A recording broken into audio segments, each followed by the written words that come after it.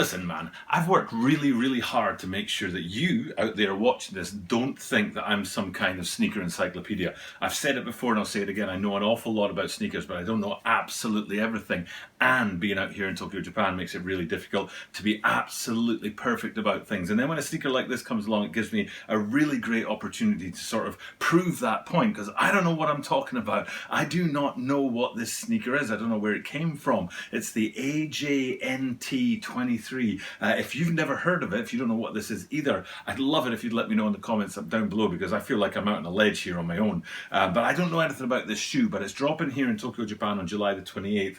Now this video I think is probably going to go up on Sunday or Monday, which will be the 24th or the 25th of July, so 3 or 4 days before the drop here in Tokyo, Japan. But I don't know if they're dropping elsewhere. The only place I've been able to get information is from Sole Collector. I haven't seen them on Sneaker News, Kicks on Fire, Sole Collector, Hypebeast. I haven't seen them anywhere, not even in the Japan listings, except on Sneakers here in Japan, the Sneakers app here in Japan. It's listed right there for July the 28th. So it's a spectacularly unusual drop. Apparently, we're going back to 2001 to the era of the Jordan 17s, even though it says 23 in the title of this Jordan, and there's a whole heap of stuff going on with that. So what we're going to be doing today is taking a look at that, looking at the details of the shoe. I'm going to be asking for your help out there. Please do help a chap out, because what I'm looking for is A, information about this shoe that I don't know, and B, a resale prediction. I don't usually buy and sell shoes, but these things look like they're going to be rare to Japan. Might be worth getting my hands on. They're definitely not coming in anything close to my size. I'm a 30.5 and the highest these go to 29 centimeters, that is. So it's probably, I don't know, US 10 maybe, whereas I wear 11.5. So resale predictions, should I, dive in there, buy these things because they're going to go well at resale and stuff like that? Do not know any of those things, so help a guy out and let me know in the comments down below. And all on top of that, I'm going to give you all the details that make this a great looking shoe, regardless of what the resale price is, regardless of how rare they are. It's just a great looking shoe. So without further ado, let's get into this and take a look at the Jordan AJNT23 Black. This is the Tokyo About 23 Sneaker Channel, Tokyo About 23 Sneaker Channel des.毎日アップするので毎日見てください. Every single day from Tokyo, Japan, I bring you content about upcoming sneaker releases, sneaker news, sneaker reviews. And today it's the AJNT23. And seriously, I tried to find information about this. I saw it on the sneakers app here in Tokyo, Japan. I thought, okay, I'll have a look at that. Interesting looking shoe, a bit of history there that I didn't know about. But I'm just not seeing it anywhere else on the sites and stuff. Maybe it's late to drop elsewhere. Different drop dates, maybe it's a Japan exclusive, I don't know, but there's a lot in the shoe that's worth looking at and talk to you guys about, and also a bit about that history. Like I said, it first came along according to that Sole Collector website. Like I said, this is where I'm getting my information. Don't know this for a fact, new shoe to me, so might be wrong, but as far as I know, it dropped for the first time in 2001, which would make it the era of the Jordan 17s. Here's a Jordan 17 right here, and they just don't look anything alike. It doesn't look like a vamped up 17 or a retro 17 or a remix 17 or a custom 17. It doesn't look like any of those things. It doesn't look like a 17 at all. But then it says 23 in the title, so I thought maybe it's something to do with Jordan 23s, even though 2001 was like 6 years before Jordan 23s were dropping. Here's the Trophy Room 23s, which is an absolutely iconic shoe, one of the grails for many people out there, and one of the few 23s that's actually a good looking shoe. Whoops. But yeah, there's the 23, and if we flip back to our shoe today, the AJNT23s, doesn't look anything like that either. So I don't know why it's appearing in there. I mean, in recent times, Jordan sneakers have gotten a little bit sort of hazy because they've stretched the brand beyond Michael Jordan. So if you think about those Zero Y Knots, for example, we're up to about the third, I think, in that series of shoes. That's a Jordan sneaker, and then you have other Jordan lines that go with different players, and there's other sort of like Jordans, even that are like Jordan sneakers, but they drop out of sequence and they have weird names and stuff.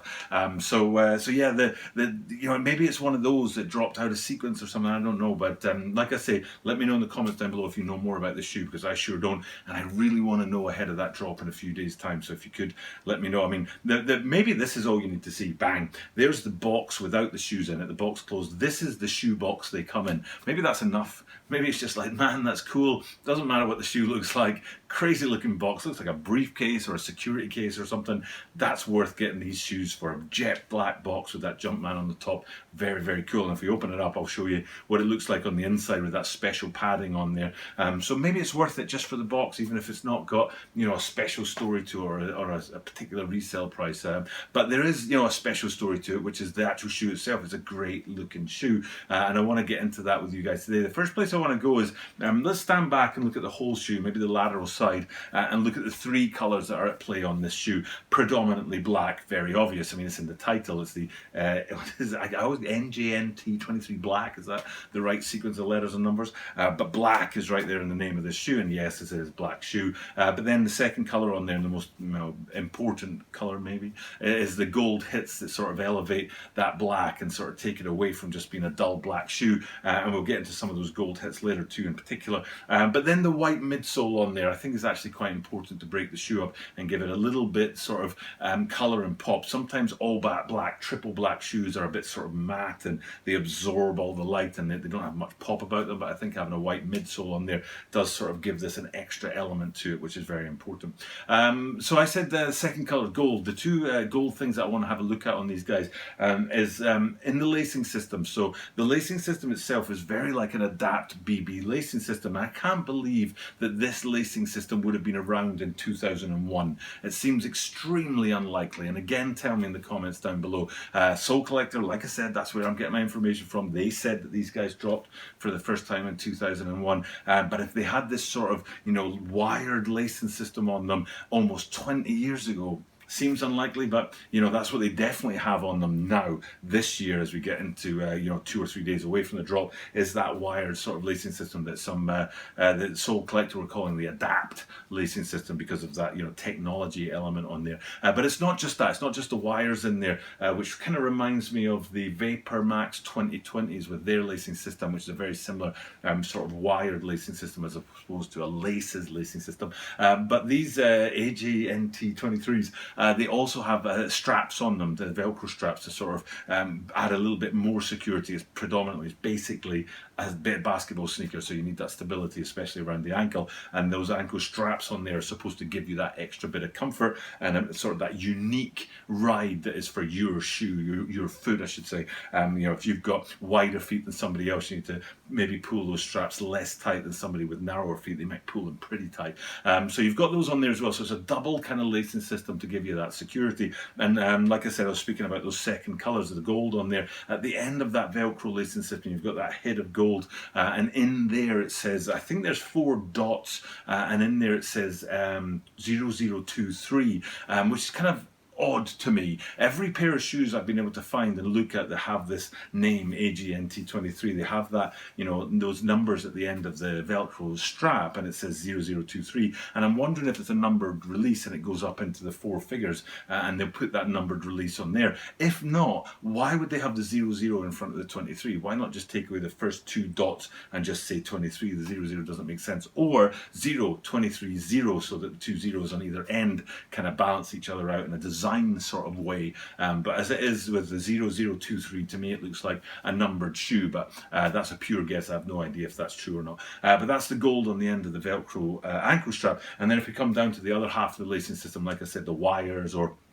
the Adapt on there, you can see the eyelets. Now they aren't eyelets because the laces don't thread through, but they're studded onto the sort of lacing system on there. You can see that gold at play again on there with those sort of round, flush, kind of flat studs on there. I did look at a shoe recently. I think it was the Converse Chuck Taylor Masterminds, which I'll chuck a picture up and you'll see that they had a stud in the top eyelet there, but it was kind of a pyramid, sort of cone, pointy stud, whereas if we come back to today's shoes, you can see instead of being like a pointy stud, it's a flat, almost like it's been riveted or something like that, you know, and flat head instead of a pointy head on there. But that's that gold motif again, which brings a lot of pop to the shoe, alongside the Jumpman that comes on the Velcro strap up there. And then if we have a quick peek on the inside and down in to see the insole, you see the Jumpman again in there in gold on that black as well, which gives it, you know, it sort of reinforces that black gold motif. If we go to the back of the shoes, I'm just going to very quickly show you what's not there, because there's nothing there.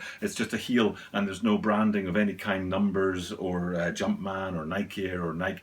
I think these are Zoom Air, if I remember rightly. So there's not any branding on the back of these guys at all, which is kind of interesting in itself that there's nothing there. But then the final thing to have a look at, which is very, very cool, is the outsole. So here's the outsole, and I think there's like 3 different points on it, which is great because sometimes outsoles are an afterthought, but when they actually put a lot of thought into them, it works. And in the case of these guys, we've got 3 things to look at. Number 1 is the mid-foot shank on there, which separates the 2 halves of the outsole, and it's in that gold, again, to reinforce that black and gold kind of motif from above. Speaking of black and gold, the outsole itself is a black and gold outsole in 2 ways. One, it's a translucent black outsole, which kind of sounds like an oxymoron because black doesn't let any colour through, and translucence does, but you can see what I mean by looking at what's behind me here. But embedded in that, as we zoom in, you can see those gold flakes, or those gold kind of speckles in there, and which add another dimension to it. I'm reminded of a shoe right now, actually. I hadn't thought of this, but I think it's the Curry 7s,